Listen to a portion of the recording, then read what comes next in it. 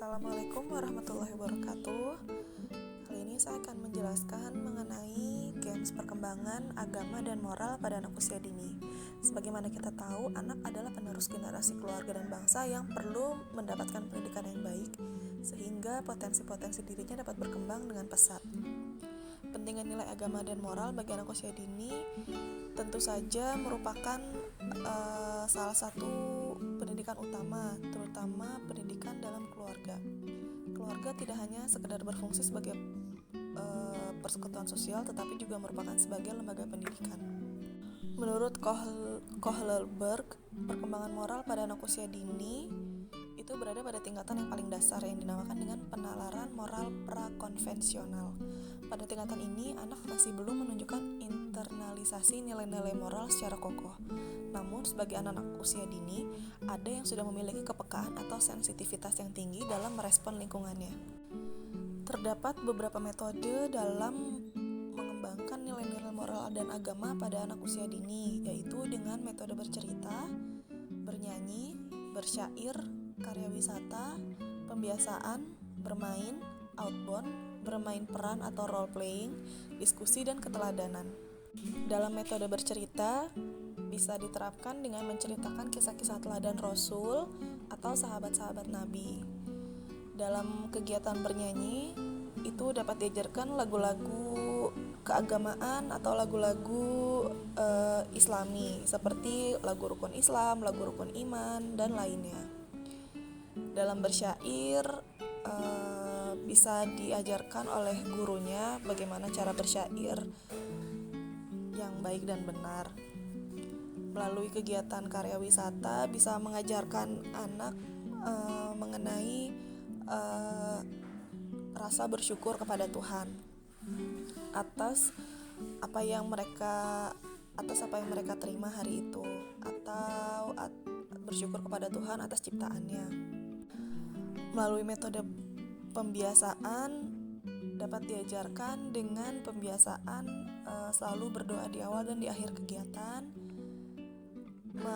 pembiasaan untuk mengajak anak melakukan sholat bersama, pembiasaan untuk selalu mengucapkan kata tolong, terima kasih, dan maaf, serta pembiasaan untuk anak selalu bersedekah, tidak boleh berbohong, bisa juga untuk selalu bersikap lemah lembut. Dalam metode bermain bisa menggunakan alat permainan edukatif seperti balok huruf hijaiyah, atau menggunakan flashcard huruf hijaiyah.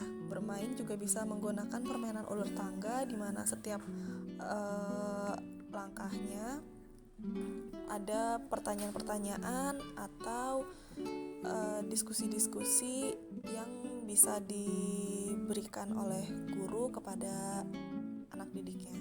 Kemudian metode bermain peran itu seperti role playing di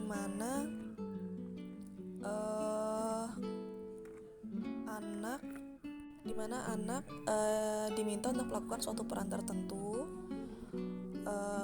yang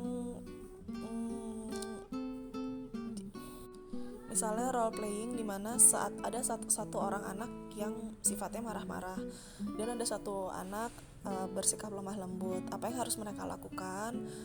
Apakah sifat marah-marah itu mencerminkan sebuah moral yang baik dan tidak?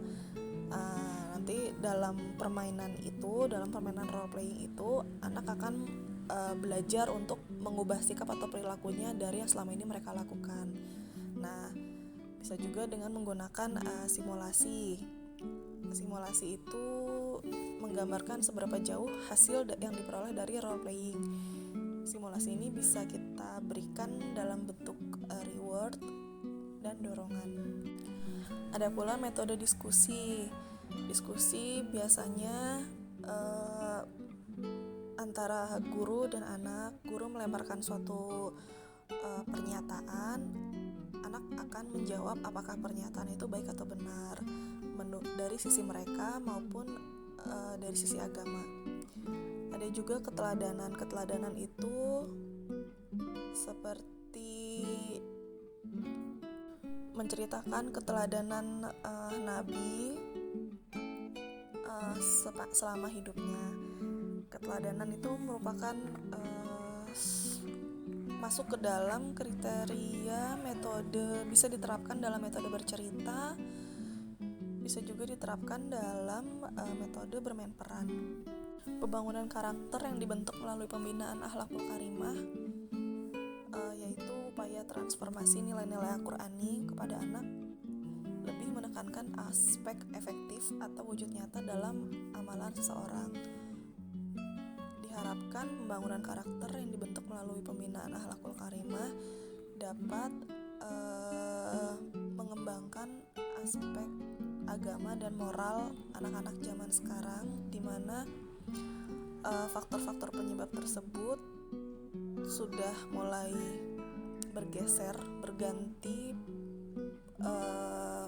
pembentukan karakternya menjadi pembentukan karakter anak-anak yang lebih modern.